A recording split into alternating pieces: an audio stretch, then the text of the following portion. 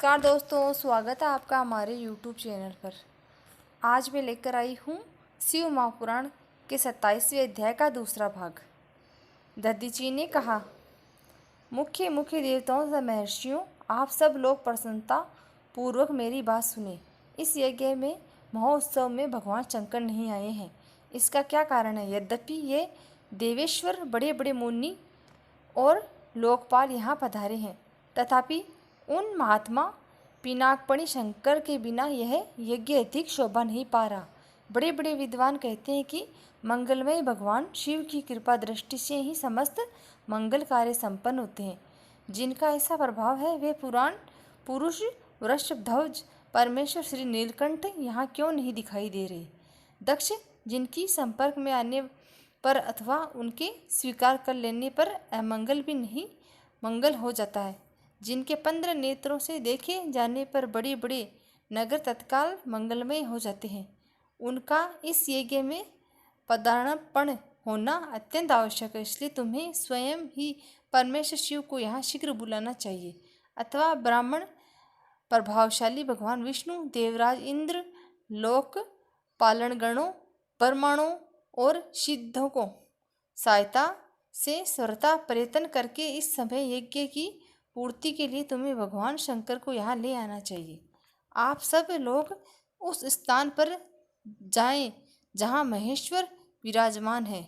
वहाँ से दक्ष नंदिनी सती के साथ भगवान शंभु को यहाँ तुरंत ले आए। देवेश्वरों, जगदम्बा सहित वे परमात्मा शिव यदि यहाँ आ गए तो उनसे सब कुछ पवित्र हो जाएगा। उनके स्मरण से, उनके नाम से, नाम लेने से सारा कार्य पुण्यमय बन जाता है। अतः पूर्ण प्रयत्न करके भगवान वृषभध्वज को यहाँ ले आना चाहिए। भगवान शंकर के यहाँ पदार्पण करते ही यह यज्ञ पवित्र हो जाएगा, अन्यथा यह पूरा नहीं हो सकेगा।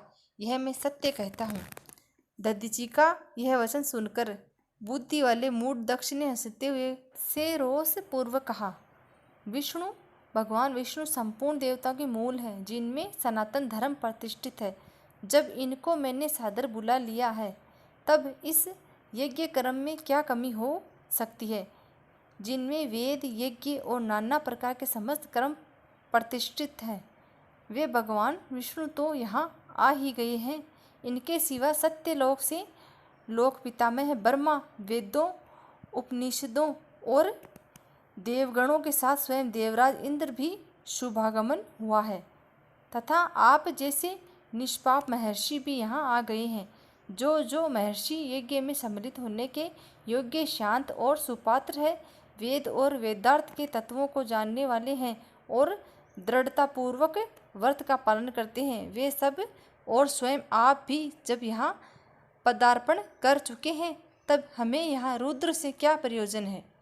विप्रवर, मैंने ब्रह्मा जी के कहने से ही अपनी कन्या रुद्र को ब्याह दी थी। वैसे मैं जानता हूँ हर कुलीन नहीं है, उनकी न माता है न पिता है।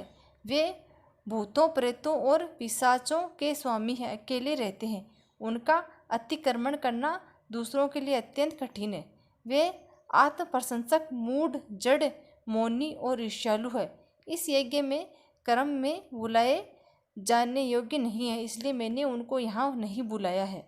अतः दधीची जी, आपको फिर कभी ऐसी बात नहीं कहनी चाहिए। मेरी प्रार्थना है कि आप सब लोग मिलकर मेरे इस महान यज्ञ को सफल बनावें।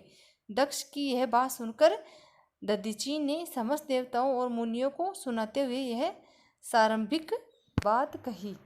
दधीची बोले, दक्ष, उन भगवान शिव के बिना यह महान यज्ञ अयज्ञ हो गया।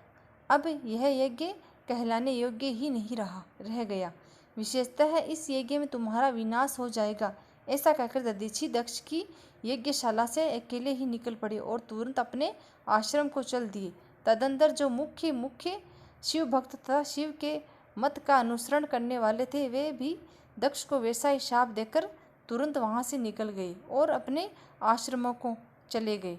मुनिवर दधीची तथा दूसरे ऋषियों के उस यज्ञ मंडप से निकल जाने पर दुष्ट बुद्धि शिवद्रोही दक्ष ने उन मुनियों का उपहास करते हुए कहा। दक्ष बोले, जिन्हें शिव ही प्रिय हैं, वे नाम मात्र के ब्राह्मण दधीची चले गए। उन्हीं के समान जो दूसरे थे वे भी मेरी यज्ञशाला से निकल गए। यह बड़ी शुभ बात हुई। मुझे सदा यही अभीष्ट है। देव से देवताओं और मुनियों में सत्य कहता हूँ। जिनके चित्त की विचार शक्ति नष्ट हो गई है, जो मंद बुद्धि हैं और मिथ्यावाद में लगे हुए हैं, ऐसे वेद बहिष्कृत दुराचारी लोगों को यज्ञ कर्म में त्याग देना चाहिए। विष्णु आदि आप सब देवता और ब्राह्मण वेद वेदी हैं, अतः मेरी इस यज्ञ को शीघ्र ही सफल बनावे। ब्रह्मा जी कहते हैं, दक्ष की यह बात सुनकर शिवजी की माया से मोहित हुए समस्त देव ऋषि उस यज्ञ में देवताओं का पूजन और हवन करने लगे। मुनीश्वर नारद इस प्रकार उस यज्ञ को जो शाप मिला उसका वर्णन किया गया। अब यज्ञ के विध्वंस की घटनाओं को बताया जाता है। आदरपूर्वक सुनो। ओम नमः शिवाय। जय भोलेनाथ। 27वें अध्याय का दूसरा भाग यहीं समाप्त होता है। मिलते हैं अगले अध्याय के साथ। धन्यवाद।